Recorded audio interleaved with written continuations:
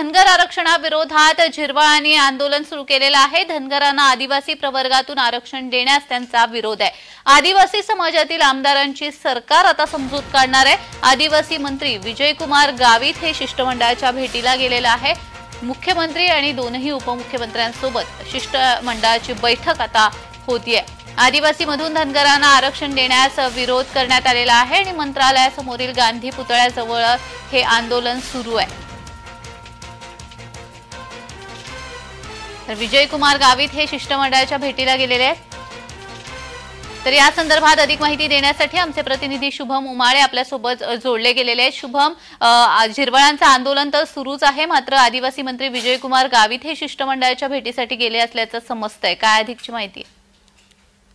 अगदी बरोबर जान्हवी, आदिवासी विकास मंत्री जे आहेत विजयकुमार गावित हे मंत्रालयात जे आहेत काही आधी पोहोचलेले आहेत। त्यांनी जे आहे झिरवाळ यांची भेट घेतली होती, त्यांच्यासोबत चर्चा केलेली आहे आणि त्यानंतर गावित आता राज्य मंत्रिमंडळ बैठकीच्या शिष्टमंडळासोबत जी चर्चा आहे ती सर्व प्रकारे मांडणार आहेत। नेमकं झिरवाळ यांचं आंदोलन आजच थांबणार का, की हे धरणे आंदोलन उद्या परवा आणि अजून पुढे देखील सुरू राहील, हे सगळं पाहावं लागणार आहे। पण सध्या तरी त्यांनी त्यांची भेट घेतली असून सर्व त्यांचं जे काही म्हणणं आहे झिरवाळ आणि अन्य आमदारांचं ते सर्व ऐकून घेतल्यानंतर आता मंत्रालयात ते पोहोचले आहेत। एकीकडे मंत्रालयामध्ये मंत्रिमंडळ बैठक सुरू आहे, त्यांच्यासोबत मुख्यमंत्री उपमुख्यमंत्री यांच्यासोबत ते चर्चा करणार आहेत। जी जी जी, या संदर्भातली माहिती घेतच राहू। तुर्तास धन्यवाद।